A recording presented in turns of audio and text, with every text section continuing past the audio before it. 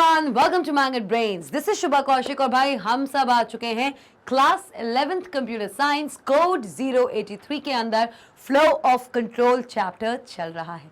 जैसे कि आप सब जानते हैं, अमेजिंग चैप्टर। इस चैप्टर के अंदर हमने ऐसे कंट्रोल स्ट्रक्चर्स के बारे में पढ़ा है जो कंट्रोल स्ट्रक्चर्स हमारे एंटायर प्रोग्रामिंग एक्सपीरियंस को और भी ज़्यादा बेहतर, और भी ज़्यादा लॉजिकल एंड और भी ज़्यादा इंटरेस्टिंग बनाते हैं।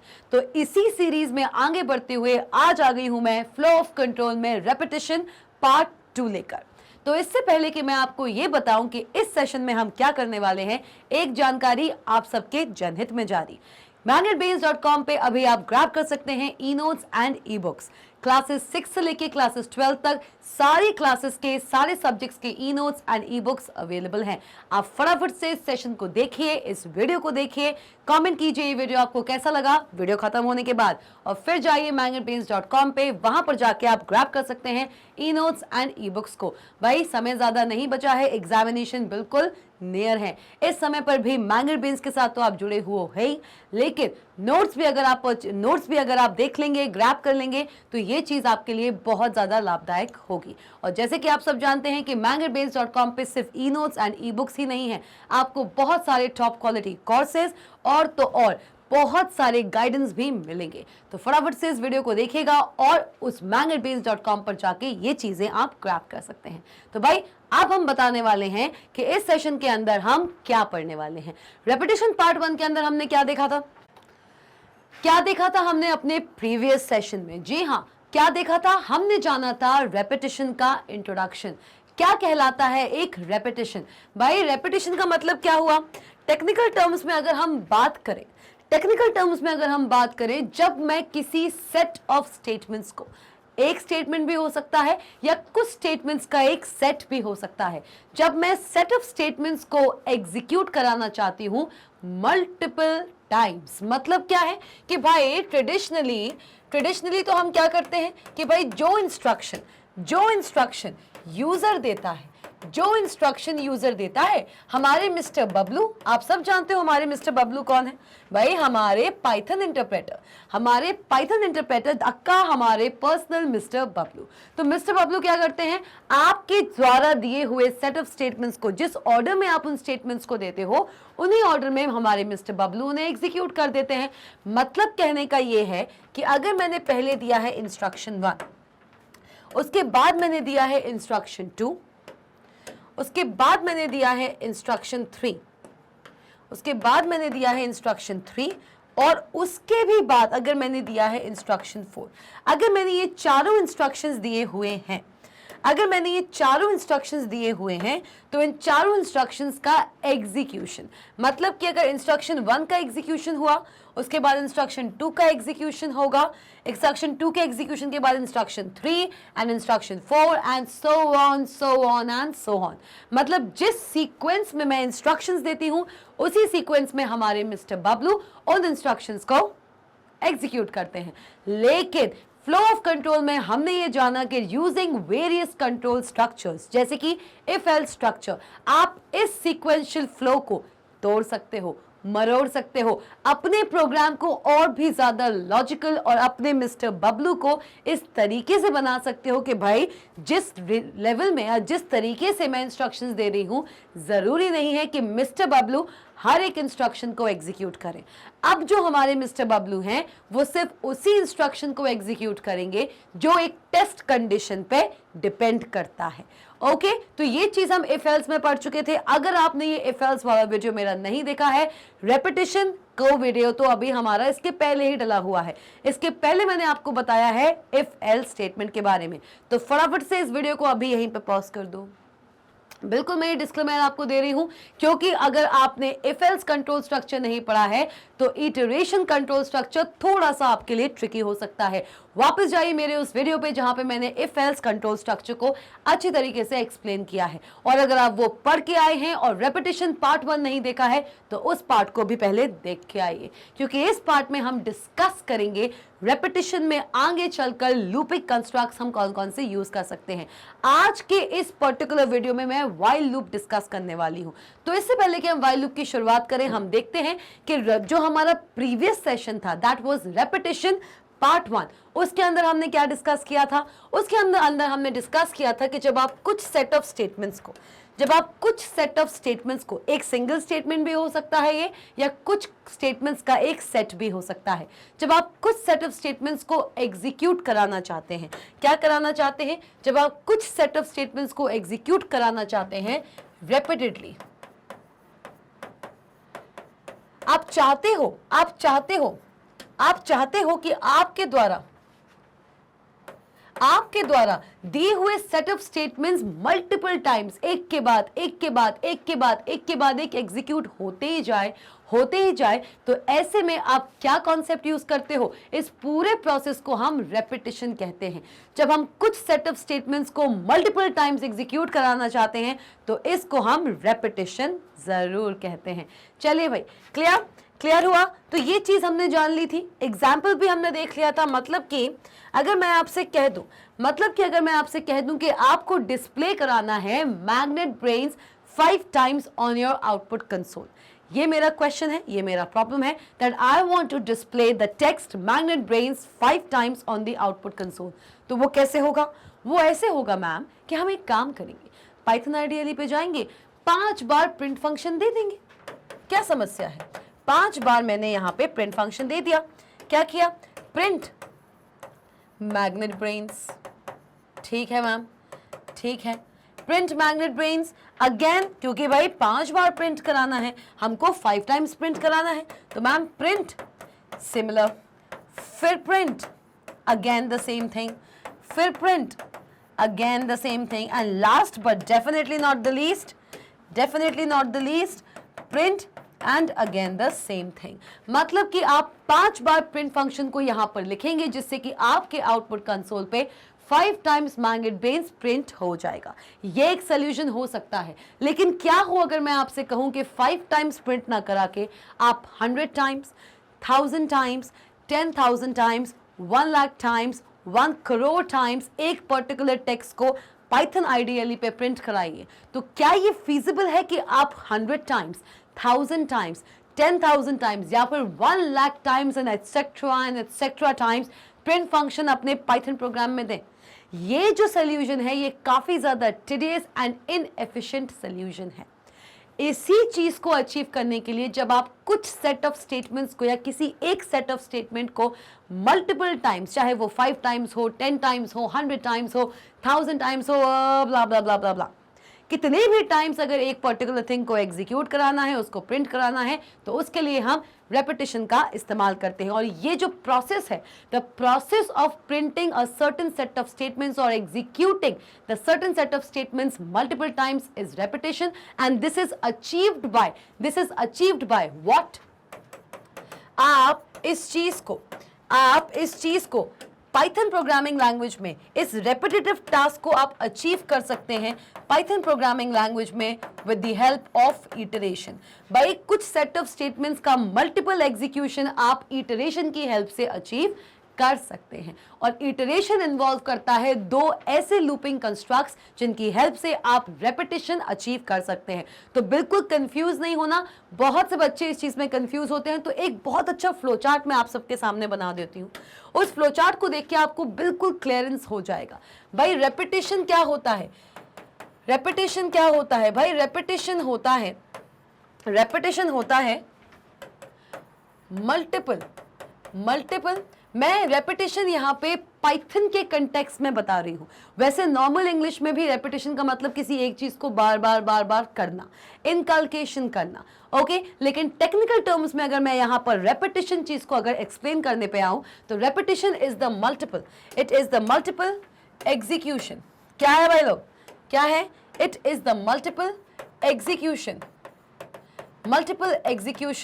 ऑफ अ certain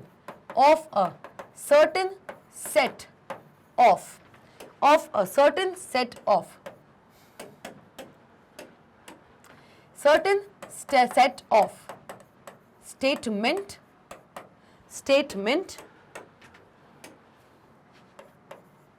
या फिर स्टेटमेंट्स। एक स्टेटमेंट भी उसको हो सकता है, एक स्टेटमेंट को मैं मल्टीपल टाइम्स एग्जीक्यूट करा सकती हूँ, या कुछ सेट ऑफ स्टेटमेंट्स, मतलब बहुत सारे स्टेटमेंट्स के एक सेट को मैं मल्टीपल टाइम्स एग्जीक्यूट करा सकती हूँ।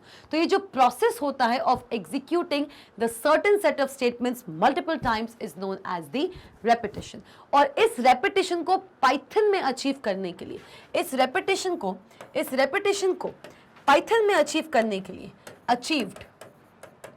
इस रेपिटेशन को पाइथन में अचीव करने के लिए आप किसका इस्तेमाल करते हैं? आप इस्तेमाल करते हैं इटरेशन का। किसका भाई लोग? इटरेशन का। बहुत से ऐसे स्टूडेंट्स हैं, एंड नॉट ओनली स्टूडेंट्स, केवल स्टूडेंट्स ही नहीं है, ऐसे बहुत से अडल्ट भी हैं जो ग्रेजुएशन कर रहे हैं, जो ग्रेजुएशन करके निकले हैं, उसके बाद भी उन्हें इन दोनों टर्म्स में आज भी कंफ्यूजन है। तो मैं उम्मीद करती हूं कि आपको ये कंफ्यूजन यहां पर क्लियर हो गया है कि भाई इस रेपिटेशन को पाइथन के अंदर अचीव करने के लिए हम इटरेशन का इस्तेमाल करते हैं, और इटरेशन में होते हैं बहुत से लूपिंग कंस्ट्रक्ट्स। क्या होते हैं? क्या इन्वॉल्व करता है इटरेशन? क्या इन्वॉल्व करता है इटरेशन? क्या इन्वॉल्व करता है इटरेशन? इटरेशन इन्वॉल्व करता है बहुत सारे लूपिंग कंस्ट्रक्ट्स। क्या? Looping constructs. और कौन कौन से लूपिंग कंस्ट्रक्ट्स हम पढ़ने वाले हैं? तो भाई अब बिल्कुल शुरुआत होने वाली है, भाई 2 लूपिंग कंस्ट्रक्ट्स होते हैं इटरेशन के अंदर, सबसे पहला और सबसे दूसरा। सबसे पहला आएगा हमारा क्या? वैसे तो लोग फॉर लूप कहते हैं, लेकिन मैं पहले आपको व्हाइल लूप पढ़ाने वाली हूँ, इसलिए मैं यहाँ पे आपको व्हाइल लिखूंगी और फिर फॉर लिखूंगी। इनका कोई सीक्वेंस नहीं है कि आप इनको इसी तरीके से बोलो कि पहले व्हाइल आएगा फिर फॉर आएगा, या पहले फॉर आएगा फिर व्हाइल आएगा, वाइस वर्सा। आप किसी भी सीक्वेंस में इन दोनों लूप्स का नाम ले सकते हैं। You are free to name them. Okay, तो भाई व्हाइल लूप, पहले आएगा आपका व्हाइल लूप, और फिर आपको मैं पढ़ाने वाली हूं फॉर लूप के बारे में। तो इतना ये चीज समझ आई है। इस फ्लो चार्ट को पहले देखिए और समझिए रेपिटेशन एंड इटरेशन के बीच में डिफरेंस। ये एक क्वेश्चन आपका बन सकता है आपके एग्जामिनेशंस में। ओके, क्योंकि अब हम शुरुआत करने वाले हैं इस सेशन के अंदर व्हाइल लूप से। व्हाइल लूप क्या होता है, किस तरीके से पाइथन प्रोग्राम में आप व्हाइल लूप का इस्तेमाल करके रेपिटेशन को अकम्प्लिश कर सकते हो, रेपिटेटिव प्रोसेस को आप यहां पर अचीव कर सकते हो। क्लियर? इस फ्लो चार्ट को एक बार ढंग से देखिए और बताइए अगर कोई डाउट है। चलिए फटाफट से कमेंट सेक्शन में। हाँ जी, तो देख लिया है इस पूरे के पूरे फ्लो चार्ट को। ये फ्लो चार्ट आपको इस तरीके से समझ आ जाना चाहिए कि एग्जामिनेशन में अगर आपसे डिफरेंस पूछ लिया जाए, can you tell me the difference between the repetition and iteration, या फिर ये भी पूछा जा सकता है क्या रेपिटेशन और इटरेशन एक होते हैं। अगर ये क्वेश्चन पूछा जाए ना कि क्या रेपिटेशन और इटरेशन एक होते हैं, तो ट्रू रख के आना। हाँ, क्योंकि रेपिटेशन को अचीव करने के लिए आप इटरेशन का इस्तेमाल करते हैं। लेकिन अगर ये क्वेश्चन आता है what is used to achieve repetition in Python programming language, तो उसका करेक्ट आंसर आपका इटरेशन होगा। क्लियर? आई होप ये चीज क्लियर हो गई है। अगर ये फ्लो चार्ट आपको क्लियर नहीं हुआ है, out of any reason, at any point आपको लग रहा है ये क्लियर नहीं है आपको, आप सबको पता है आपको क्या करना है। जो लोग मुझसे पहले से जुड़े हुए हैं वो जानते हैं उन्हें क्या करना है, और जो लोग पहली बार मेरी इस वीडियो को देख रहे हैं, कमेंट सेक्शन में जाइए और बताइए कि ये फ्लो चार्ट आपको समझ आया है या नहीं, और अगर नहीं आया है तो किस पॉइंट पे नहीं आया है, उसका आंसर मेरे तरफ से आपको जरूर मिलेगा। चलो शुरुआत करते हैं हमारे व्हाइल लूप की।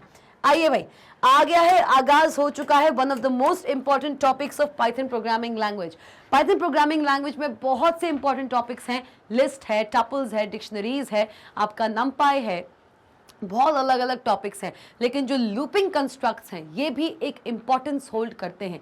आपसे एग्जामिनेशन में कोई भी अगर प्रोग्राम लिखने को दे दिया जाएगा, मैक्सिमम प्रोग्राम्स में आपको लूप्स का इस्तेमाल करना पड़ सकता है, तो बड़े ध्यान से देखना इसको। चलिए आइए, द व्हाइल लूप क्या करेंगे हम पहले व्हाइल लूप के बारे में पढ़ेंगे कि व्हाइल लूप है क्या। चलिए आइए, the while statement executes a block of code. क्या बोल रहा है कि जो व्हाइल स्टेटमेंट होता है वो एग्जीक्यूट करता है। क्या करता है? The while statement executes a block of code repeatedly. देखो आ गई वही बात रेपिटेशन, मतलब किसी ब्लॉक ऑफ कोड को बार बार एग्जीक्यूट कराना। ये किसका काम है?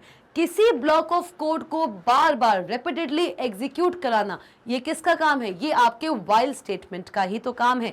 So the while statement executes a block of code repeatedly as long as the control condition of the loop is true.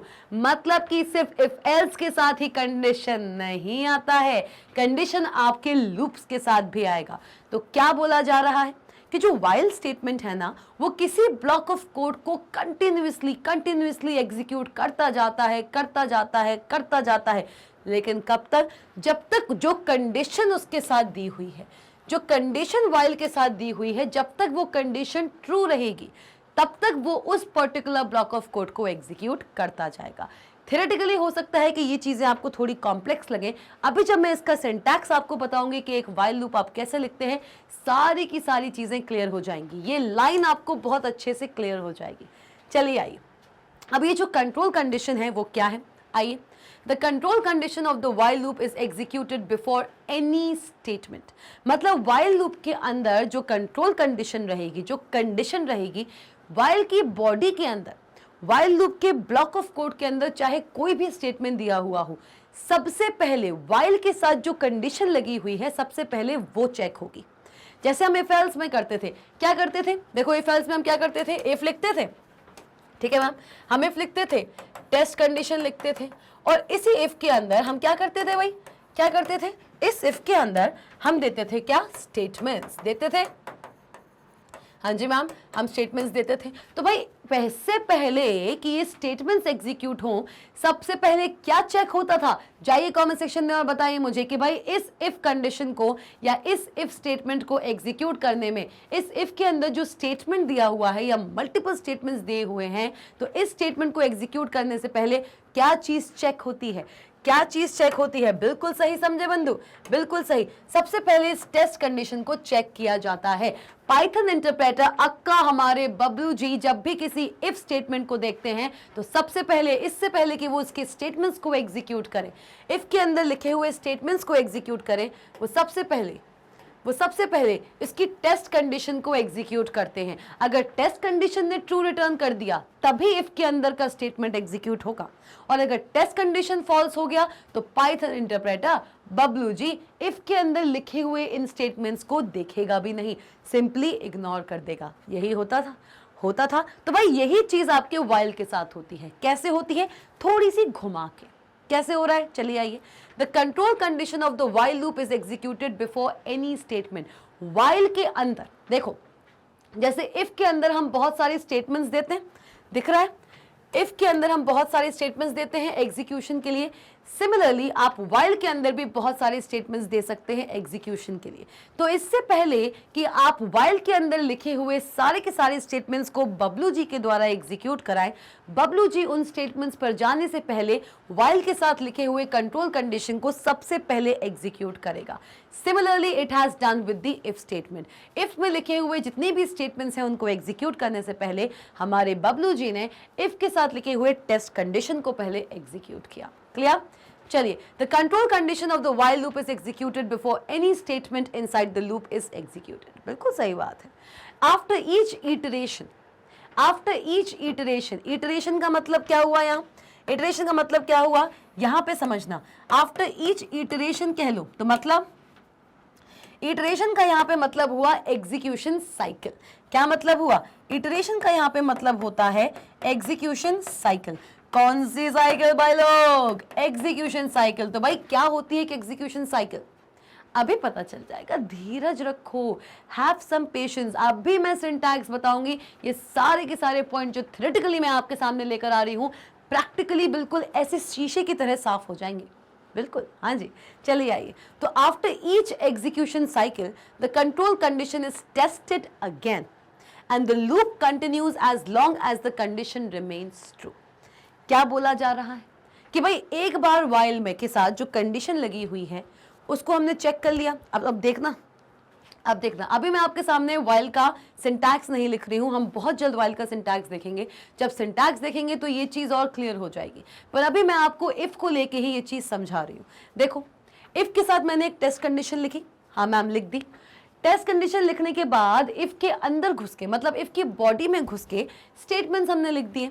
भाई चलो मान लो किसी एक पर्टिकुलर टाइम टी पे, मान लो भाई किसी एक पर्टिकुलर टाइम टी पे क्या हुआ, इफ के साथ लिखी हुई जो टेस्ट कंडीशन है उसको हमारे बबलू जी ने एग्जीक्यूट किया।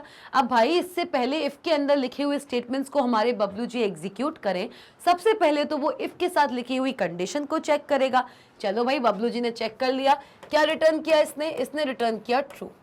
भाई कंडीशन है, चाहे इफ स्टेटमेंट के साथ हो चाहे व्हाइल लूप के साथ लगेगी, कंडीशन जहां भी लगेगी हमेशा दो ही चीजें रिटर्न करेगी, चाहे इफ के साथ लगाओ चाहे व्हाइल के साथ लगाओ। कंडीशन जहां पर भी मेंशन्ड है वो या तो ट्रू रिटर्न करती है या फिर फॉल्स रिटर्न करती है। तो बात कर ली है हमने इफ के टेस्ट कंडीशन की। भाई हमें बबलू जी आए, उन्होंने कहा कि चलो इफ लिखा हुआ है, टेस्ट कंडीशन है, चेक कर ले, इसको बिना चेक करे हम स्टेटमेंट्स तक वैसे ही नहीं जा सकते हैं, बबलू जी ने कहा। तो ठीक है, उन्होंने क्या किया, उन्होंने टेस्ट कंडीशन को यहाँ पे चेक किया। भाई चांस ऐसा पड़ा कि इफ के साथ जो टेस्ट कंडीशन लिखा हुआ है उसने ट्रू रिटर्न कर दिया। अब भाई बबलू जी ने कहा भाई मुझे मेरा आंसर मिल चुका है, टेस्ट कंडीशन ट्रू है, तो इफ भैया हम आपकी बॉडी में घुस जाते हैं और आपकी बॉडी में जितनी भी स्टेटमेंट्स हैं उनको हम एग्जीक्यूट कर देंगे, क्या प्रॉब्लम है। तो हमारे बबलू जी ने इसको चेक किया, इसने ट्रू रिटर्न कर दिया। हमारे बबलू जी ने इसको चेक किया, इसने ट्रू रिटर्न कर दिया। ठीक है भाई, ठीक है, इसने ट्रू रिटर्न कर दिया। अब भाई अगर इसने ट्रू रिटर्न किया है तो बबलू जी इसकी बॉडी में घुस गए, स्टेटमेंट्स को उन्होंने देखा, उनको एग्जीक्यूट किया और इफ से वापस आ गए। यही होता है। अगर बहुत सारी कंडीशंस दी हुई हो, इफ दिया हुआ हो, एलिफ दिया हुआ हो, एल्स दिया हुआ हो, तो हमारे बबलू जी इस पूरे स्ट्रक्चर में केवल वो कंडीशन ढूंढते हैं जो एक बार ट्रू रिटर्न करते हैं। जिस कंडीशन ने, चाहे वो इफ के साथ लिखा हुआ हो चाहे एलिफ के साथ लिखा हुआ हो या दोनों में ही लिखा हुआ हो, तो एल्स का तो होगा ही होगा। जिस भी कंडीशन ने एक बार ट्रू रिटर्न कर दिया उसका स्टेटमेंट एग्जीक्यूट करके हमारे बबलू भैया इफ के बाहर आ जाते हैं। लेकिन ये जो बाहर आने की प्रक्रिया है वो व्हाइल के साथ नहीं चलेगी। जी हाँ, व्हाइल लूप में मुझे कुछ सेट ऑफ स्टेटमेंट्स को रिपीटेडली एग्जीक्यूट कराना है, ये मत भूलना। इफ के अंदर जो स्टेटमेंट्स लिखे थे उनका एक बार एग्जीक्यूशन हुआ और हमारे बबलू जी बाहर आ गए, उनको बार बार तो एग्जीक्यूट नहीं कर रहे। लेकिन व्हाइल लूप में जो स्टेटमेंट्स रहते हैं, कहने को व्हाइल लूप के साथ कंट्रोल कंडीशन रहती है। कंट्रोल कंडीशन जब तक ट्रू नहीं होगी तब तक बबलू जी व्हाइल की बॉडी में नहीं घुसेंगे। जब तक इफ के साथ कंडीशन ट्रू नहीं होती थी बबलू जी इफ की बॉडी में नहीं घुसते थे।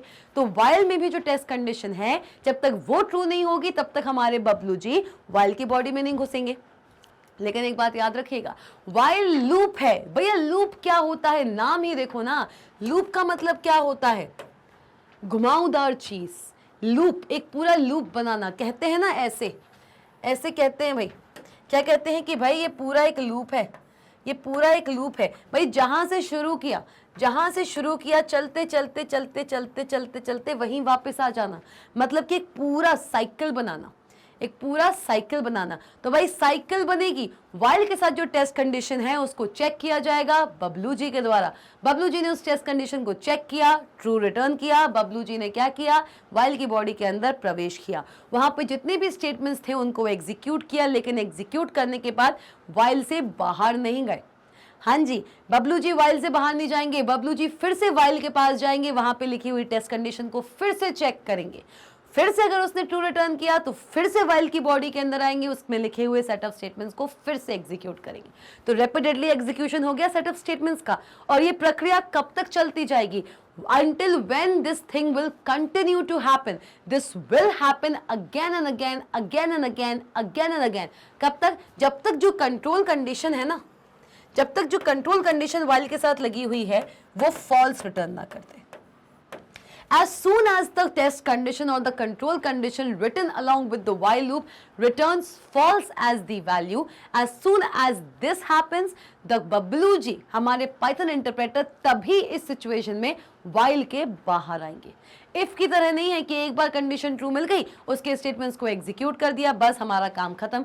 व्हाइल लूप है भैया, लूप है भाई, जब तक उसके साथ लगी हुई कंडीशन ट्रू चल रही है उसमें लिखे हुए स्टेटमेंट्स को भी एग्जीक्यूट उन्हें करना पड़ेगा। और ये बबलू जी को कब तक करना पड़ेगा, जब तक कंडीशन फॉल्स नहीं हो जाती है। यही लिखा हुआ है आफ्टर ईच इटरेशन। और एक बार बबलू जी ने कंडीशन चेक की, याद रखिए, एक बार बबलू जी ने व्हाइल के साथ लगी हुई कंडीशन चेक की, उसने ट्रू रिटर्न किया, बबलू जी उसकी बॉडी में आए, उसके सेट ऑफ स्टेटमेंट्स को एग्जीक्यूट किया, वापस वाइल पे गए, तो ये कहलाता है एक सिंगल इटरेशन, ये कहलाती है आपकी एक सिंगल एग्जीक्यूशन साइकिल। ऐसे ही ना जाने कितनी एग्जीक्यूशन साइकिल्स, कितने इटरेशंस बबलू जी के द्वारा किए जाते हैं, और ये इटरेशन साइकिल कब तक चलती रहती है, जब तक हमारी टेस्ट कंडीशन फॉल्स ना हो जाए। After each iteration, the control condition is tested again. while के पास वापस जाके जो टेस्ट कंडीशन है उसको फिर से बबलू जी चेक करते हैं कि अभी भी ट्रू ही हो भैया। अगर ट्रू हो तो मैं फिर से अंदर घुस जाता हूँ, स्टेटमेंट्स को एग्जीक्यूट करता हूँ, यही दिया हुआ है।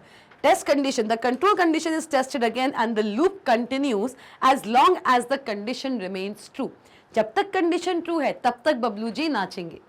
कहते हैं ना कि जब तक कंडीशन ट्रू है तब तक बबलू जी नाचेंगे, बबलू जी को नचाया जाएगा। मतलब कि बबलू जी वाइल के अंदर लिखे हुए स्टेटमेंट्स को एग्जीक्यूट करते जाएंगे, करते जाएंगे, करते जाएंगे, और कब तक, जब तक कंडीशन ट्रू है। और as soon as the condition becomes false, Bablu ji ने कहा भाई बहुत हो गया, इटरेशन बहुत कर दिया हमने, अब हम आपके बाहर आ जाएं। आपके बाहर भी बहुत से स्टेटमेंट्स लिखे हुए, उनको भी एग्जीक्यूट करना है। तो बताइए कमेंट सेक्शन में ये चीज़ क्लियर हुई है?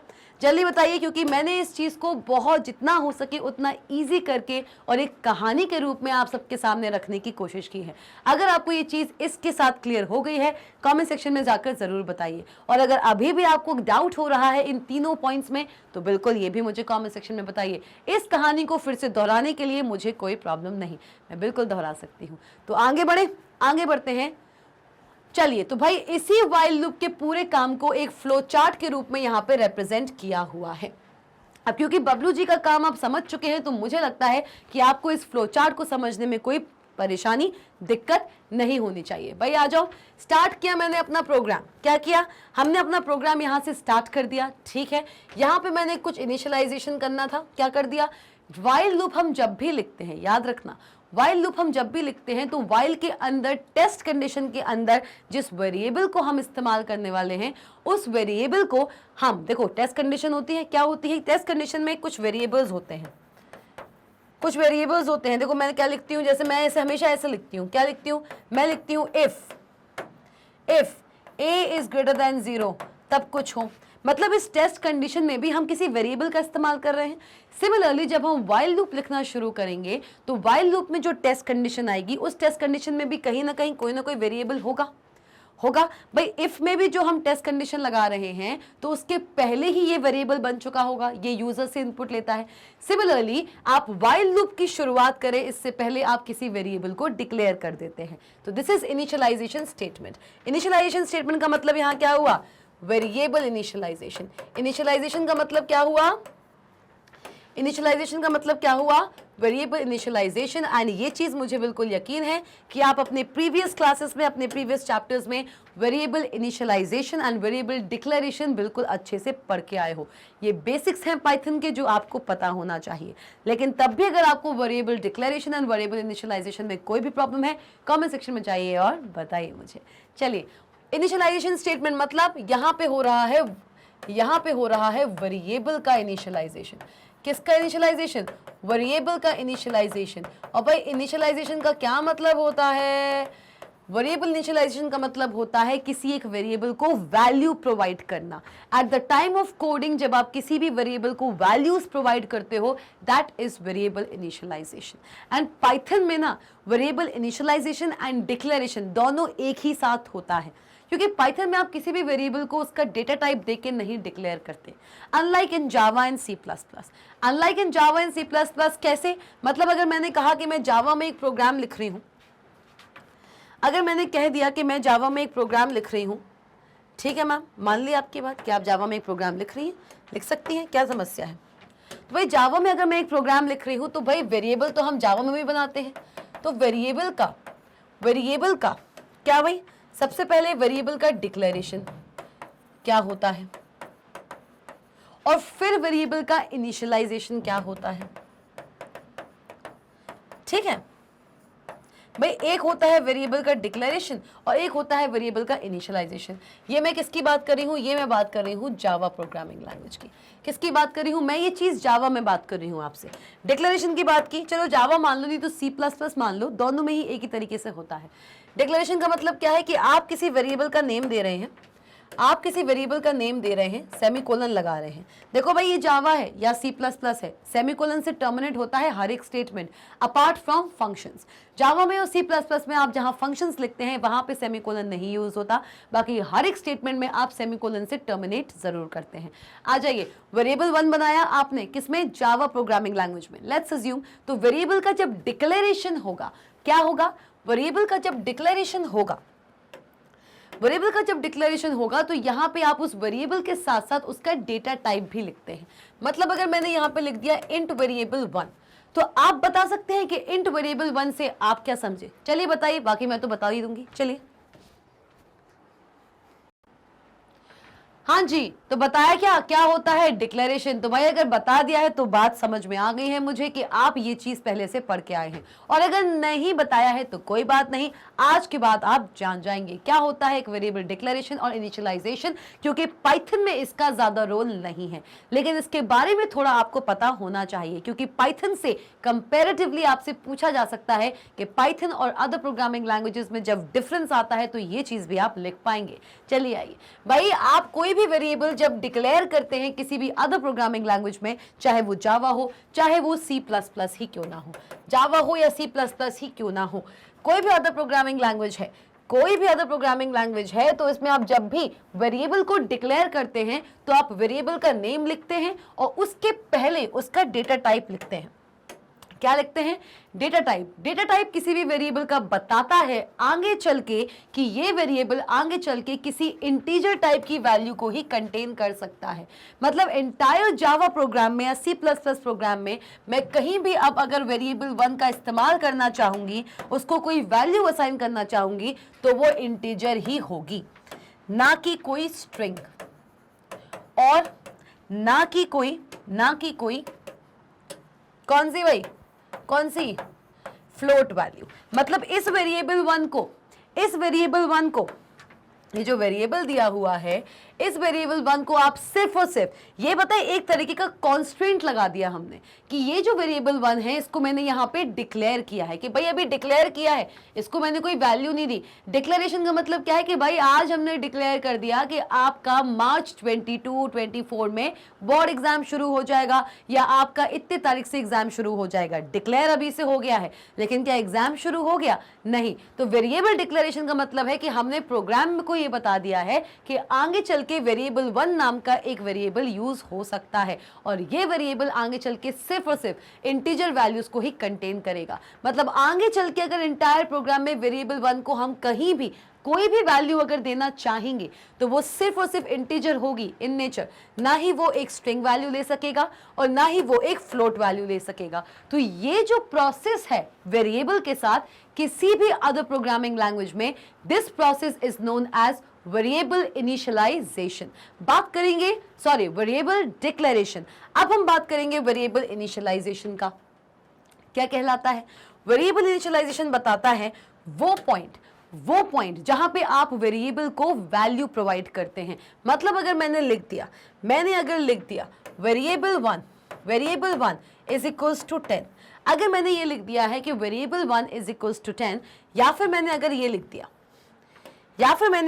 दिया मैंने लिख दिया इंट वेरिएबल 1, ये मैंने एक लिखा है, और फिर उसके बाद जाकर मैंने उस वेरिएबल को कोई वैल्यू असाइन की है, तो मतलब क्या हुआ कि अब यहाँ पे वेरिएबल इनिशियलाइज हुआ है। मतलब कि डिक्लेयर पहले हो गया, बाद में उसको हमने वैल्यू दी है। ये होता है वेरिएबल इनिशियलाइजेशन। और बात आती है कि भाई जब हम डिक्लेरेशन, हम एक जावा प्रोग्राम में और एक C++ प्रोग्राम में, चाहे कोई भी लैंग्वेज हो, इन दोनों ही चीज़ों का जब हम कॉम्बिनेशन करते हैं, आप दोनों ही लैंग्वेजेस में डिक्लेरेशन और इनिशियलाइजेशन को दोनों को एक साथ भी कर सकते हो। आप चाहे तो उसे अलग भी कर सकते हो, ऐसे डिक्लेरेशन कर दो बाद में इनिशियलाइज कर दो, ऐसा भी कर सकते हो, लेकिन आप डिक्लेरेशन और इनिशियलाइजेशन दोनों एक साथ भी कर सकते हैं। कैसे? सिंपली सिर्फ इतना लिखोगे, क्या लिखोगे, आप लिखोगे इंटीजर। सेम एग्जाम्पल मैं लेके चल रही हूं, बड़े ध्यान से देखना। Integer variable 1 is equals to 24 and semicolon. Clear? Clear? मतलब कि आपने वेरिएबल को डिक्लेयर भी यहां पे कर दिया, आपने वेरिएबल को डिक्लेयर भी यहीं पे कर दिया, और उसका इनिशियलाइजेशन भी यहीं पर कर दिया। क्लियर हो गया? इस वेरिएबल को आपने डिक्लेयर भी वहीं किया है और उसको आगे चल के इनिशियलाइज भी आपने एक सिंगल लाइन पे किया है। तो जावा और सी प्लस प्लस में वेरिएबल इनिशियलाइजेशन, डिक्लेरेशन अलग अलग तरीके से भी हो सकता है, एज वेल एज आप initialisation as well as declaration एक लाइन पे भी कर सकते हैं। लेकिन मैंने ये बात आपको क्यों बताई? मैंने ये बात आपको इसलिए बताई है क्योंकि पाइथन के अंदर क्योंकि पाइथन के अंदर जो वेरिएबल इनिशियलाइजेशन होता है पाइथन के अंदर, किसके अंदर भाई लोग?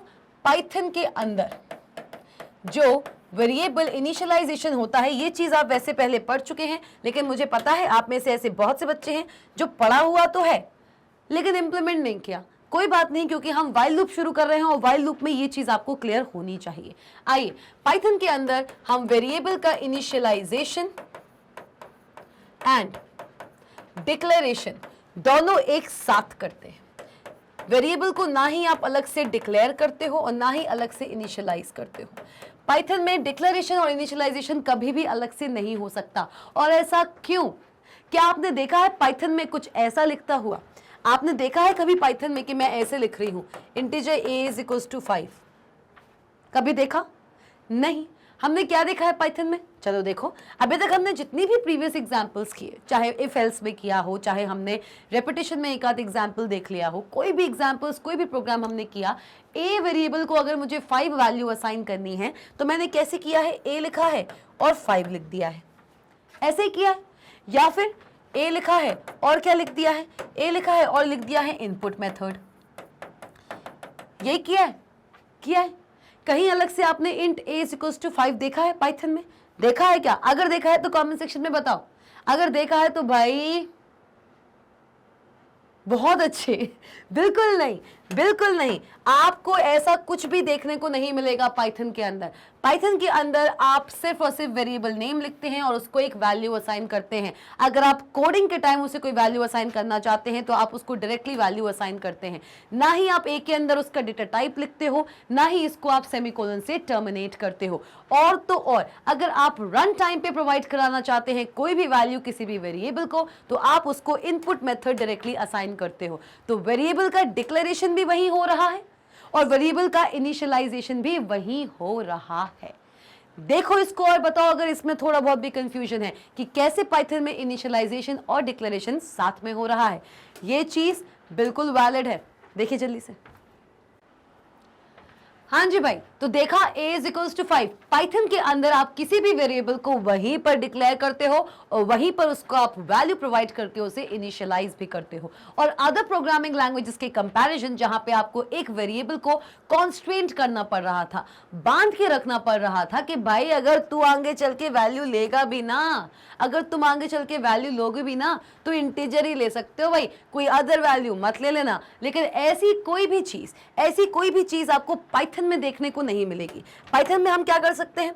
पाइथन में अगर मैंने कोई भी प्रोग्राम लिखा किसी एक पर्टिकुलर टाइम टी पे, अगर मैंने लिख दिया a इज इक्वल्स टू 5, बहुत सारे इंस्ट्रक्शंस दिए और आगे चल के मैंने इसी ए को क्या कर दिया? मैंने इसी ए को कर दिया मैग्नेट। तो भाई कोई कहीं उसको पीटने नहीं आएगा, कोई कहीं उससे ये सवाल पूछने नहीं आएगा कि अभी तो तुम 5 वैल्यू ले रहे थे, एक इंटीजर वैल्यू को स्टोर कर रहे थे, आगे चल के तुमने अपना दल ही बदल लिया, तुमने स्ट्रिंग वैल्यू को रख लिया। तो ये चीज पॉसिबल है, पाइथन के अंदर ये चीज वैलिड है, क्योंकि यहां पर मैंने क्या किया है, यहां पर हमने इस ए को बांध के नहीं रखा है, मैंने इस ए को पहले से किसी डेटा टाइप से कॉन्स्ट्रेंट करके किसी जंजीरों में बांध के नहीं रखा कि भाई ए भाई जो आप ए हो ना, आपको मैं डिक्लेयर तो कर रहा हूं लेकिन एंटायर प्रोग्राम में सिर्फ इंटीजर ही ले पाओगे, ऐसा कोई भी बाउंडेशन मैंने ए पे नहीं रखा। और क्योंकि मैंने ऐसा बाउंडेशन ए पे नहीं रखा है इसलिए ए वेरिएबल फ्लेक्सिबल है। एंटायर प्रोग्राम में आप इस एक सिंगल ए वेरिएबल को multiple values, multiple type of values किसी भी वक्त असाइन कर सकते हैं। क्लियर?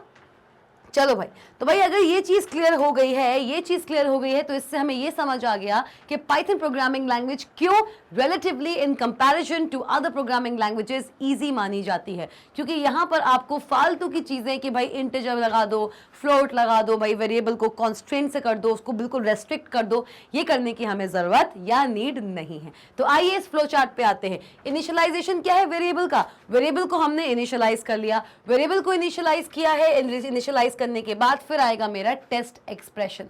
मतलब यहां से जो आप देख रहे हो ना, यहां से जो आप देख रहे हो, यहां से आपका वाइल शुरू हो चुका है। क्या शुरू हो चुका है? आपका वाइल शुरू हो चुका है भाई, यहां से आपका वाइल शुरू हो चुका है। From here, from very here आपका वाइल शुरू हो चुका है। वाइल के साथ आप लगाओगे एक टेस्ट एक्सप्रेशन। यहां पे जो टेस्ट एक्सप्रेशन लगा हुआ है, ये है आपकी कंडीशन। क्या है? कंडीशन। मतलब कि आपकी कंडीशन अब पहले चेक की जाएगी। वाइल यहां से शुरू हो गया, वाइल के साथ लगी हुई है कंडीशन। अब कंडीशन को चेक किया जाएगा हमारे बबलू जी के द्वारा, मतलब हमारे पाइथन इंटरप्रेटर के द्वारा। अगर कंडीशन ट्रू है, देखो क्या लिखा हुआ है, अगर कंडीशन ट्रू है तो इस वाइल के अंदर जो स्टेटमेंट्स लिखे हैं, मतलब body of while loop, while के अंदर जो स्टेटमेंट्स लिखे हुए हैं वो एग्जीक्यूट कर दिए जाएंगे बबलू जी के द्वारा, और एग्जीक्यूट करने के बाद फिर से हमारा बबलू जी वाइल के पास वापस जाएगा। देख लिया? देखो इसको, देखो ध्यान से भाई, अगर हमारा कंडीशन ट्रू था तो उसके अंदर जितने भी स्टेटमेंट्स थे वो हमारे बबलू जी ने एग्जीक्यूट कर दिए, और एग्जीक्यूट करने के बाद वापस से कंट्रोल आ चुका है आपके वाइल लूप के पास, आ गया। और ये चीज कब तक चलती रहेगी? ये पूरा पूरा जो आप देख रहे हो ना, ये पूरा पूरा, ये पूरा पूरा, ये क्या है? ये जो पूरी चीज आप देख रहे हो, ये क्या है भाई? क्या है? ये आपका लूप है। एक पूरा लूप बनाया है जहां से कोई भी एग्जिट आपको नहीं दिख रहा है। यहां से शुरू हुआ, यहां से चला, चलता जा रहा है, चलता जा रहा है, चलता जा रहा है। दिख रहा है? दिख रहा है? दिख रहा है? मतलब भाई जहां से शुरू हो रहा है ये इसका स्टार्टिंग पॉइंट है, और आ रहा है, चल रहा है, और वापस उसी पे आता जा रहा है। मतलब स्टार्टिंग पॉइंट जो है उससे शुरू हुआ और वापस उसी स्टार्टिंग पॉइंट पे आ गया। क्लियर? और ये कब हो पा रहा है? और ये कब हो पा रहा है? ये तभी हो पा रहा है, ये तभी हो पा रहा है जब हमारी टेस्ट कंडीशन ट्रू है। लेकिन जैसे ही मेरी टेस्ट कंडीशन फॉल्स हुई, जैसे ही मेरी टेस्ट कंडीशन फॉल्स हुई, जैसे ही मेरी टेस्ट कंडीशन फॉल्स हुई, हाल के हाल हमारे बबलू जी इस लूप में प्रवेश नहीं करेंगे, बाहर आ जाएंगे वो वाइल लूप के, और वाइल लूप के बाहर जो भी स्टेटमेंट्स अगर दिए होंगे, वाइल लूप के बाहर जो भी स्टेटमेंट्स अगर दिए होंगे, उनको एग्जीक्यूट करके प्रोग्राम को बंद कर दिया जाएगा। क्लियर हुआ? तो ये एक पूरे वाइल लूप की वर्किंग है कि भाई सब कुछ कंडीशन पे डिपेंड कर रहा है। जब तक कंडीशन ट्रू रहेगी तब तक ये लूप चलता रहेगा, चलता रहेगा। ये स्टेटमेंट्स एग्जीक्यूट होते रहेंगे, होते रहेंगे, होते रहेंगे। लेकिन as soon as this test expression, this condition becomes false, हमारे बबलू जी while लूप के बाहर आके, अगर while लूप के बाहर कोई भी स्टेटमेंट इन केस दिया हुआ हो, उसको एग्जीक्यूट करके प्रोग्राम को क्लोज कर देंगे। क्लियर हुआ? देख लेते हैं फटाफट से। यही चीज दी हुई है, एक थ्योरेटिकल फॉर्मेट में दी हुई है, मैंने इसको बहुत ही इजी करके आपको एक्सप्लेन किया है। चलिए देखते हैं क्या लिखा है। When this condition becomes false, the statements in the body of the loop are not executed and the control is transferred to the statement immediately following the body of while loop. ये बात लिखी हुई है। If the condition of the whole while loop is initially false, क्या लिखा है? एक चीज और लिखी है। क्या लिखी है? ये लिखा है कि भाई सबसे पहले जब पाइथन इंटरप्रेटर ने प्रोग्राम को एग्जीक्यूट करना शुरू किया ही था, मतलब बबलू जी जो हैं हमारे, उन्होंने प्रोग्राम में एंटर किया ही था। ये हमारे मिस्टर बबलू हैं, ये हमारे मिस्टर बबलू हैं, मतलब ये हमारे पाइथन इंटरप्रेटर हैं, ये हमारे पाइथन इंटरप्रेटर हैं। मतलब इन्होंने इस प्रोग्राम में एंट्री मारी ही थी, और मारते ही इन्हें मिला था एक वेरिएबल, और जैसे ही वेरिएबल मिला इन्हें मिला वाइल स्टेटमेंट।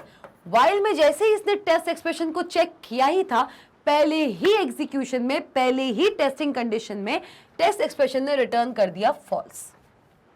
फॉल्स हो सकता है, जरूरी है कि पहले ट्रू ही हो सकता है टेस्ट कंडीशन ही पहले से ही फॉल्स हो, तो भाई उसने रिटर्न कर दिया फॉल्स। तो जो हमारे बबलू जी हैं वो चलते चलते चलते चलते यहाँ पर ना आके यहाँ पर आएंगे, इन स्टेटमेंट्स को, वाइल लूप के बाहर लिखे हुए स्टेटमेंट्स को एग्जीक्यूट करेंगे और प्रोग्राम को बंद कर देंगे।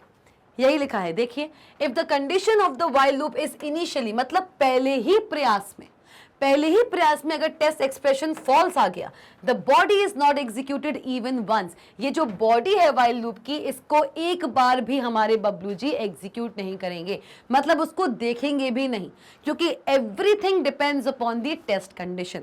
टेस्ट कंडीशन चाहे बाद में फॉल्स मिले, चाहे पहले ही प्रयास में फॉल्स मिल जाए, बबलू जी को अगर टेस्ट कंडीशन फॉल्स मिल गया, वाइल के अंदर चाहे कितने भी अच्छे स्टेटमेंट्स आपने दिए हुए हों, वो उनकी तरफ देखेंगे भी नहीं, और बाहर आकर अगर कोई स्टेटमेंट दिया हुआ है वाइल के बाहर, उसको एग्जीक्यूट करेंगे और प्रोग्राम को खत्म कर देंगे।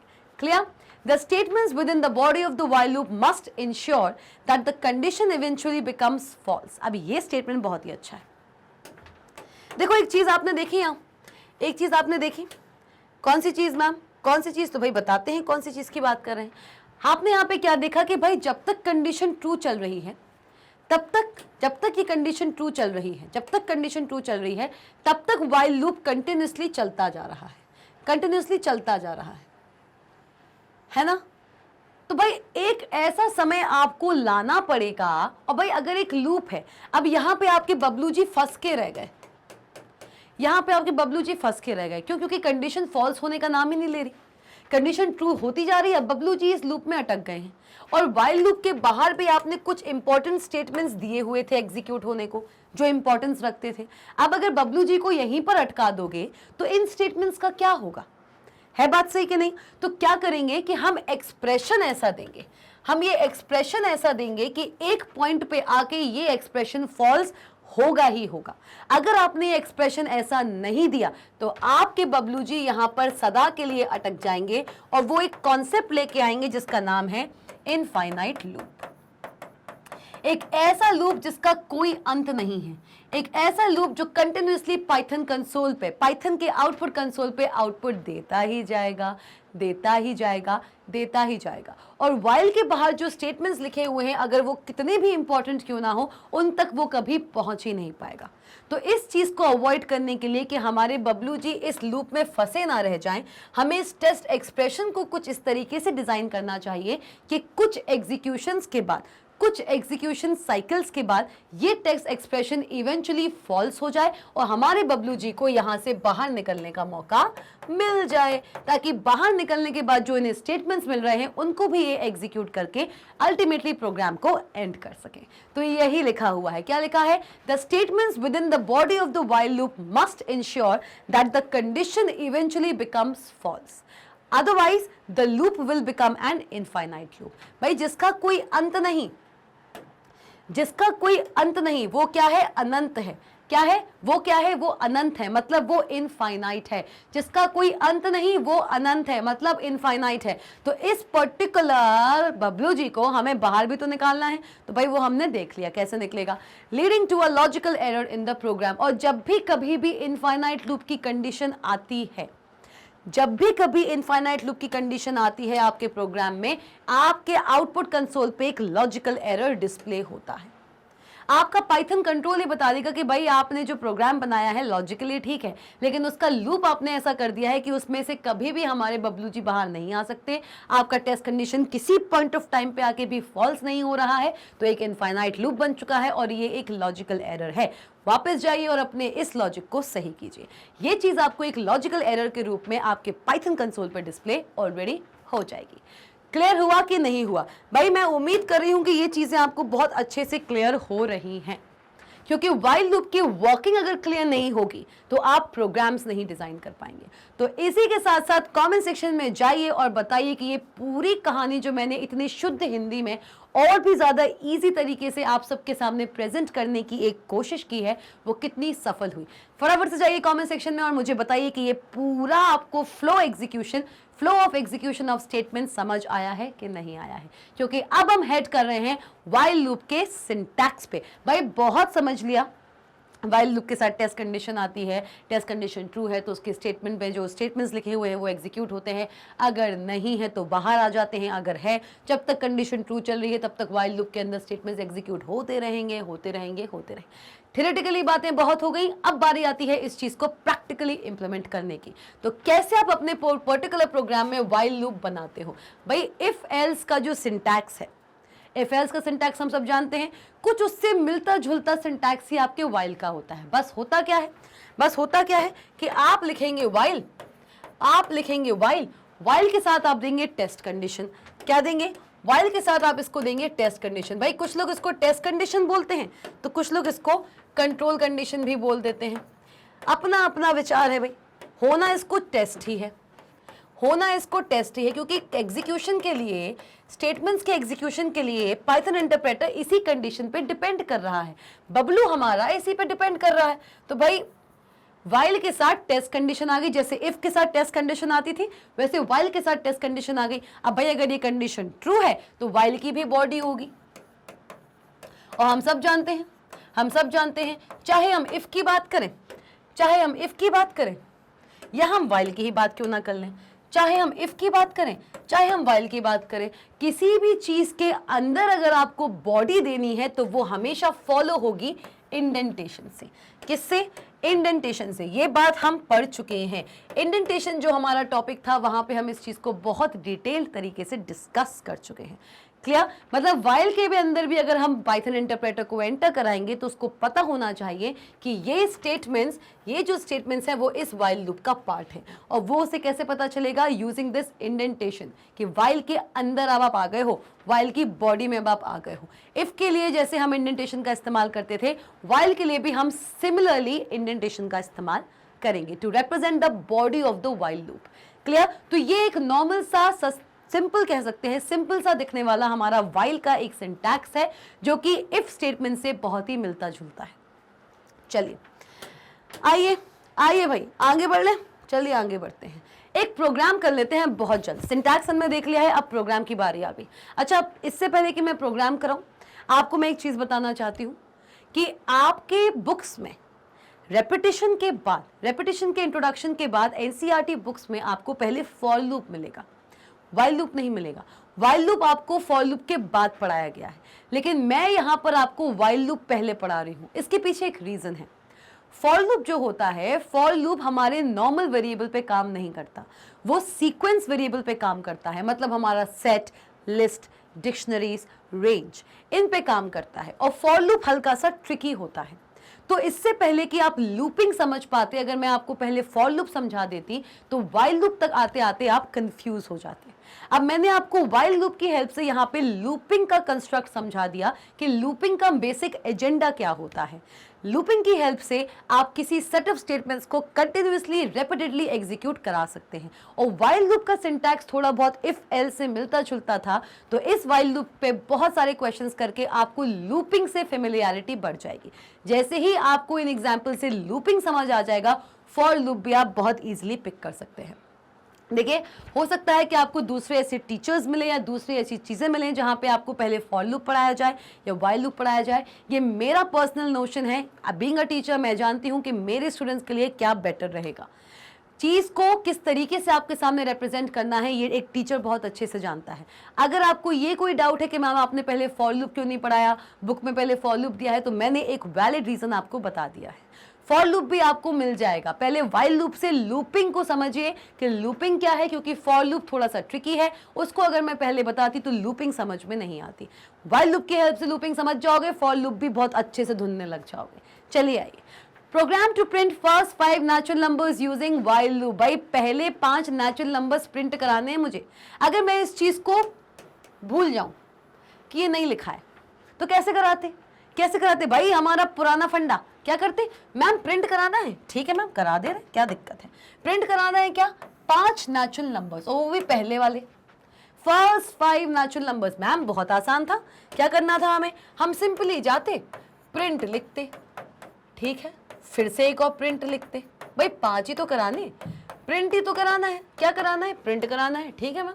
फिर प्रिंट लिखते, लिख दिया भाई, ठीक है भाई। फिर से प्रिंट लिखते, ओके, एंड फिर से प्रिंट लिखते। 5 बार प्रिंट लिख दिया, 5 बार 5 नंबर प्रिंट हो गए। 1 2 3 4 5, इजी पीजी। यही तो एक सोल्यूशन था हमारा, पुराना सोल्यूशन, हमारा बहुत ही मेयर सोल्यूशन। था कि भाई पहले 5 नेचुरल नंबर्स को अगर प्रिंट कराना है तो 5 बार प्रिंट फंक्शन में पहले 5 नंबर्स को देके उसको आउटपुट कंसोल पे प्रिंट करा लो, वेरी इजी। लेकिन क्वेश्चन में हल्का सा ट्विस्ट है। क्या ट्विस्ट है? ट्विस्ट ये है कि आपको ये पहले 5 नेचुरल नंबर्स प्रिंट तो कराने हैं, you have to print the first 5 natural numbers but with the help of while loop. भाई ये मेथड नहीं चलेगा। भाई अगर एग्जाम में ये लिख के आ गया, एग्जाम में अगर ये लिख के आ गया कि आपको यही क्वेश्चन करना है यूजिंग द व्हाइल लूप, और अगर आपको व्हाइल लूप नहीं आता है, आपको लगा कि हम ये करके आ जाएंगे और आपको मार्क्स मिल जाएंगे, नहीं मिलेंगे। क्योंकि एग्जाम में अलग से, क्योंकि क्वेश्चन में अलग से लिखा हुआ है कि आपको ये काम कराना है यूजिंग द व्हाइल लूप। तो एक काम करेंगे, इसको व्हाइल लूप से ही बनाते हैं। चलो अब ये 5 जो आपने लाइनें लिखी हैं, यही 5 लाइनों का काम कैसे आप एक लाइन में करोगे या 2 लाइन में करोगे। 5 लाइनें लिखने की जरूरत ही नहीं पड़ने वाली है, 2 या 3 लाइन्स में आप ये काम फुर्ती में कर दोगे। चलिए देखें व्हाइल लूप कितना अमेजिंग है, देखते हैं, आ जाओ। प्रोग्राम 10 कमेंट से शुरुआत हो चुकी है। भाई ये प्रोग्राम जो बन रहा है, ये जो सोल्यूशन बन रहा है, ये प्रोग्राम नंबर 10 के लिए बन रहा है। दूसरा कमेंट क्या है? This is a single line comment. हम सब जानते हैं कि ये एक सिंगल लाइन कमेंट है। पाइथन के अंदर कोई भी कमेंट अगर आप देते हो तो वो हमेशा हमेशा हमेशा बिल्कुल सही, बिल्कुल सही, बिल्कुल सही, हैशटैग से तो शुरू होता है भाई। जी हाँ, चलिए आइए। तो भाई प्रोग्राम की शुरुआत हो चुकी है। मैंने आपको क्या बताया था? आप व्हाइल लूप देने से पहले करते हैं इनिशियलाइजेशन।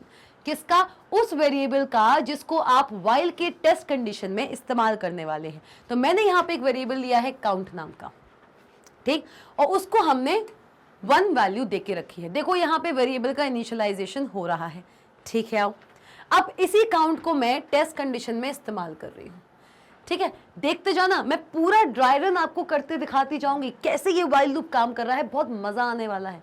आओ आ जाओ। यहाँ पे आउटपुट पहले से दिया हुआ है लेकिन मैं खुद आपको आउटपुट करके दिखा रही हूँ। चलिए आइए। देखो जब भी ऐसे लूप्स अगर आपको दिए हुए हों और उसका आपको आउटपुट निकालना हो तो याद रखना जो जो वेरिएबल आपको दिए हुए हैं उनको आप लिख लो पहले। ये मेरा तरीका है और ये तरीका अगर आप फॉलो करते हो, आपका अपना भी कोई तरीका हो सकता है, आई एम नॉट सेइंग, लेकिन अगर ये तरीका आपको समझ आता है तो ये तरीके से आप बहुत अच्छे अच्छे हैवी कॉम्प्लेक्स प्रोग्राम्स को भी चुटकी बजाते हुए सॉल्व कर सकते हो। आइए भाई, क्या हुआ? काउंट दिया हुआ है, एक वेरिएबल दिया हुआ है जिसका नाम है काउंट, ठीक है, ठीक है। वेरिएबल दिया है काउंट, ओके। और फिर हमको दिया हुआ है एक टेस्ट कंडीशन। क्या टेस्ट कंडीशन है? कि काउंट जो है वो लेस देन होना चाहिए या फिर इक्वल टू होना चाहिए 5 के, ठीक है मैम, ओके। ये हमें समझ आ गया, ये हमें समझ आ गया है मैम, ठीक है। आओ, ठीक, ओके, 5 के, ओके। और क्या दिया हुआ है? और क्या दिया हुआ है देख लो। और क्या एक्सप्रेशन है? प्रिंट दिया हुआ है, ठीक है, छोड़ो। Count plus is equals to 1 ये दिया हुआ है, मतलब count is equals to count plus 1। ये मैं प्रीवियसली वाले सेशन में भी बता चुकी हूँ। प्रीवियस सेशन जो था हमारा, वहां मैंने आपको बताया था कि इसको हम क्या बोलते हैं बंधु। जल्दी जाइए कमेंट सेक्शन में और बताइए मुझे, जल्दी जल्दी बता दो भाई, इसको हम क्या बोलते हैं। This is the short hand operator. बिल्कुल पढ़ चुके हो, रिलेशनल ऑपरेटर्स में होता है एक शॉर्ट हैंड ऑपरेटर। ये हमारा शॉर्ट हैंड ऑपरेटर है। क्या है? शॉर्ट हैंड ऑपरेटर है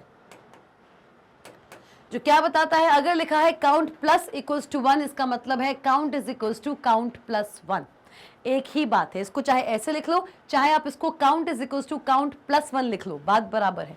तो हम क्या लिख रहे हैं? हम लिख रहे हैं count is equals to count, क्योंकि थोड़ा इजी पड़ेगा हमको, इसलिए मैं इसको ऐसे लिख रही हूँ, काउंट प्लस 1, ठीक है। लिखा ऐसे है लेकिन हम इसको काउंट ऐसे करेंगे, इसको कैलकुलेट हम ऐसे करेंगे। भाई 5 चीजें बना ली, 3 चीजें बना ली, ठीक है। आओ अब आ जाओ, ठीक, करते हैं, धुनते हैं प्रोग्राम को। चलिए आइए। काउंट की वैल्यू पहले क्या है? काउंट की वैल्यू पहले क्या है? काउंट की वैल्यू है पहले 1, ठीक, 1 हुई, ठीक है। व्हाइल लूप पे आए, व्हाइल लूप के साथ लगी हुई है कंडीशन। क्या 1 लेस देन इक्वल टू 5 है? क्या जो 1 है वो लेस देन या फिर इक्वल टू 5 है? कंडीशन ट्रू है या फॉल्स है? मैम इक्वल टू 5 तो नहीं है लेकिन लेस देन जरूर है। तो कंडीशन ने क्या रिटर्न किया? कंडीशन ने क्या रिटर्न किया? ट्रू। क्या रिटर्न किया भाई लोग? कंडीशन ने क्या रिटर्न किया? ट्रू। और हम सब जानते हैं कि जब कंडीशन ट्रू रिटर्न करती है, हम सब जानते हैं कि भाई जब कंडीशन ट्रू रिटर्न करती है तो क्या होता है, हमारे बबलू जी इस वाइल के अंदर, हमारे बबलू जी इस वाइल के अंदर प्रवेश कर जाएंगे, हमारे बबलू जी इस वाइल के अंदर प्रवेश करेंगे और क्या मिला उनको, उनको मिला प्रिंट काउंट। काउंट के अंदर अभी वैल्यू कितनी है 1, तो हमने क्या किया, पहले प्रिंट कर दिया count is equal to 1। Print हो गया पहले काउंट, ठीक है। उसके बाद सेकंड स्टेटमेंट उन्हें वाइल के अंदर क्या मिल रहा है, काउंट की वैल्यू जो है, काउंट किसके इक्वल हो जाएगा, काउंट इक्वल हो जाएगा, काउंट की वैल्यू अभी कितनी चल रही है, देखो बड़े ध्यान से, काउंट की वैल्यू भी 1 चल रही है, तो कितना होगा 1 + 1, तो अब काउंट की वैल्यू कितनी हो गई 2। क्लियर हो गया, क्लियर। अब जो हमारे बबलू जी हैं उन्होंने इस स्टेटमेंट को भी एग्जीक्यूट कर दिया, काउंट की वैल्यू को प्रिंट करा दिया, यहां पे मैं आउटपुट लिखती जा रही हूं, ठीक है। और सेकंड स्टेटमेंट को भी उन्होंने एग्जीक्यूट कर दिया, काउंट की वैल्यू जो 1 थी अब वो 2 हो चुकी है। तो अब बबलू जी का काम क्या है, बबलू जी वापस जाएंगे इस वाइल के पास, किसके पास जाएंगे, फिर से जाएंगे बबलू जी वाइल के पास, और वाइल के पास मिली उसको एक टेस्ट कंडीशन, क्या टेस्ट कंडीशन, कि count is less than equals to 5। तो काउंट की वैल्यू जो पहले 1 थी अब कितनी हो गई है 2, तो अब काउंट की वैल्यू कितनी है 2। देखते जाओ, काउंट की वैल्यू है 2 गया, बबलू जी काउंट की वैल्यू 2 लेकर वाइल के पास गए, ठीक, वाइल के पास गए, फिर से उन्होंने चेक करवाया कि क्या 2 क्या लेस देन इक्वल्स टू 5 है, क्या अभी भी ये कंडीशन ट्रू है, क्या 2 लेस देन या फिर इक्वल टू 5 है, ऐसी बात है क्या, तो आपने कहा हाँ मैम ये बात तो सही है, तो कंडीशन हो गई हमारी ट्रू। और हम सब जानते हैं कि अगर कंडीशन ट्रू हो गई तो फिर से हमारे बबलू जी इस वाइल के अंदर घुस जाएंगे, घुस गए, ठीक है, इसने रिटर्न किया ट्रू, फिर से बबलू जी इसके अंदर घुस गए, फिर से इन्हें मिला प्रिंट काउंट, क्या मिला काउंट, और काउंट की वैल्यू अभी क्या चल रही है 2 चल रही है, तो क्या प्रिंट कराया उन्होंने 2 प्रिंट कराया, प्रिंट 2 करा दिया, count is equal to count plus 1 कर दिया, मतलब काउंट की वैल्यू अभी क्या थी, काउंट की वैल्यू अभी क्या थी, काउंट की वैल्यू थी 2 थी, अब कितनी हो जाएगी 3 हो गई, तो अब काउंट की वैल्यू हो चुकी है 3, वहां आप इंक्रीज करेंगे, काउंट की वैल्यू यहां पे बढ़ाते जाएंगे, क्लियर हुआ। तो बबलू जी काउंट की वैल्यू 3 को लेकर वापस से वाइल के पास गए, और ये कब तक जाएंगे, जब तक ये कंडीशन फॉल्स रिटर्न नहीं कर रही है। देखते जाओ, बहुत मजा आने वाला है इस पूरे के पूरे प्रोग्राम में। आ जाओ भाई आगे का आंसर्स वैसे भी आप समझ चुके होंगे, लेकिन इस प्रोग्राम को हम पूरा करेंगे। चलिए आइए देखिए, 3 हो गया, ठीक है। अब बबलू जी वाइल के पास काउंट की वैल्यू 3 लेके गए, उन्होंने कहा कि भाई फिर से चेक करो, वाइल से कहा कि हम 3 लेके आए हैं, आप फिर से अपनी कंडीशन में इसको डाल के देखो कि कंडीशन क्या रिटर्न करता है। तो वाइल ने कहा ठीक है भाई कर लेते हैं, कि जो 3 है, कि जो ये 3 है क्या वो भी लेस देन या इक्वल टू 5 है, तो आप कहोगे कि हाँ मैम 3 जो है वो लेस देन तो है, चाहे इक्वल ना हो लेकिन लेस देन जरूर है 5 के। उसने कहा ठीक है मैम बात सही है, तो 3 is less than equals to 5, बात सही है। बात जब सही है तो उन्होंने क्या कहा कि भाई ये कंडीशन ने अभी भी ट्रू रिटर्न कर दिया, तो बबलू जी ने क्या किया, बिल्कुल सही, बबलू जी ने फिर एंट्री मारी वाइल के अंदर, और फिर से उसे मिला प्रिंट काउंट, मिला काउंट की वैल्यू अभी कितनी चल रही है 3, प्रिंट करा दिया, फिर काउंट की वैल्यू को 1 से इंक्रीज कर दिया, मतलब क्या हो गया, काउंट इज इक्वल्स टू कितनी वैल्यू थी भाई, कितनी वैल्यू थी 3 वैल्यू थी, 3 + 1 कर दिया, तो अब काउंट की वैल्यू हो गई है 4। अब बबलू जी के पास जो काउंट की वैल्यू है वो आ चुकी है 4।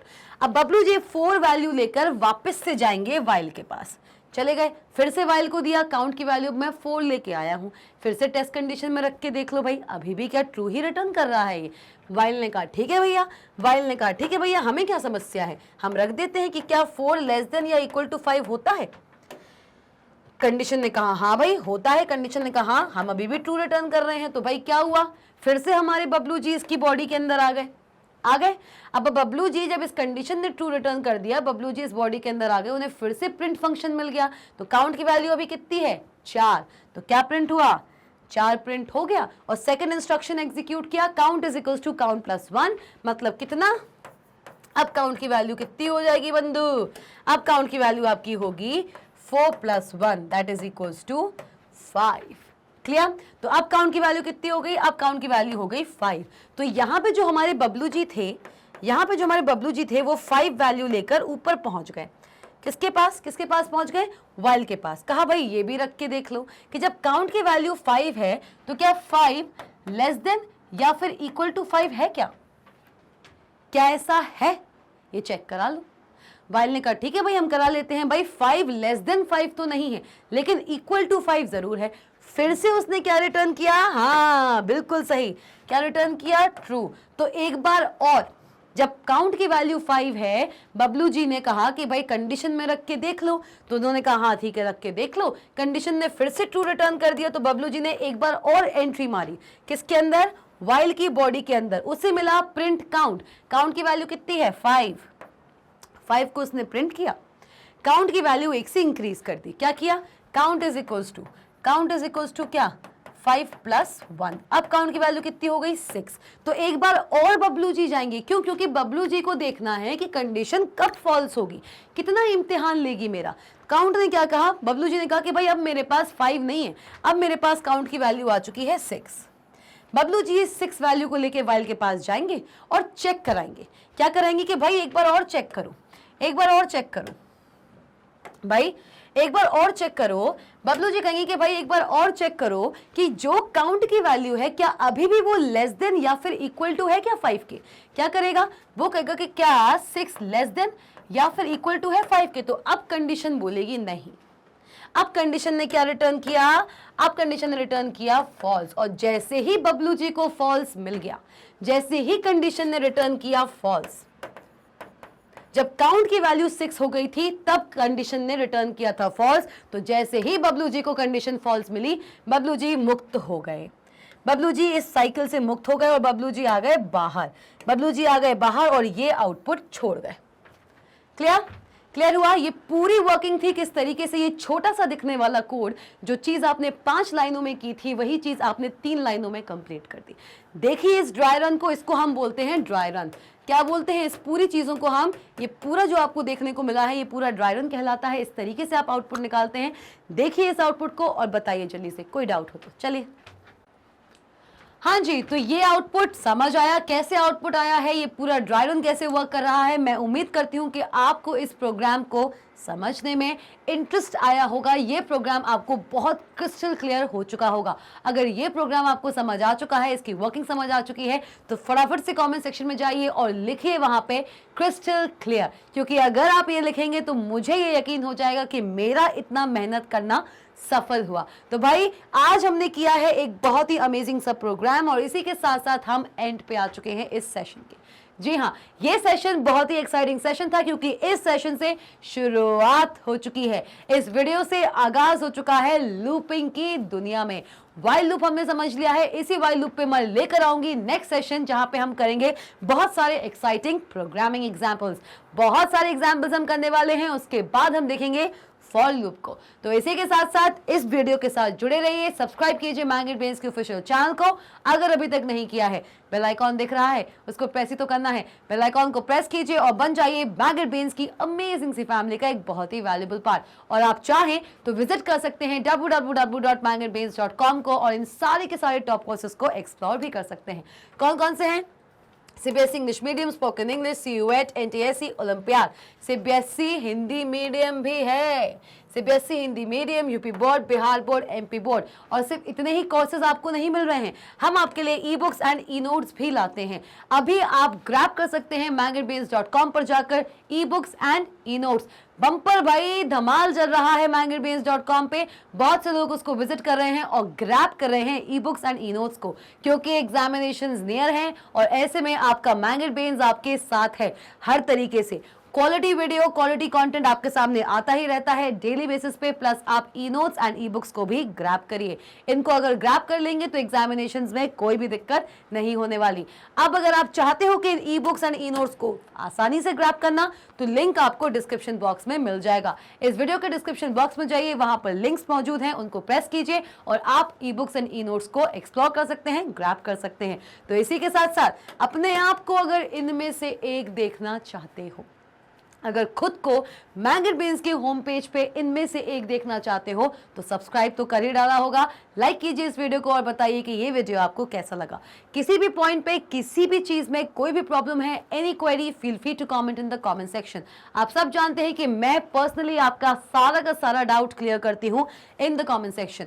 और जाते जाते इतना बोलूंगी कि अपने आप को अगर यहाँ पे देखना है तो इसी तरीके से मैंगन ब्रेन से जुड़े रहना है और अपने डाउट्स कमेंट सेक्शन में पोस्ट करते रहना है। शेयर करना मत भूलना, शेयरिंग इज केयरिंग। मिलते हैं नेक्स्ट एक्साइटिंग एग्जांपल्स इन व्हाइल लूप वाले सेशन में। Stay tuned.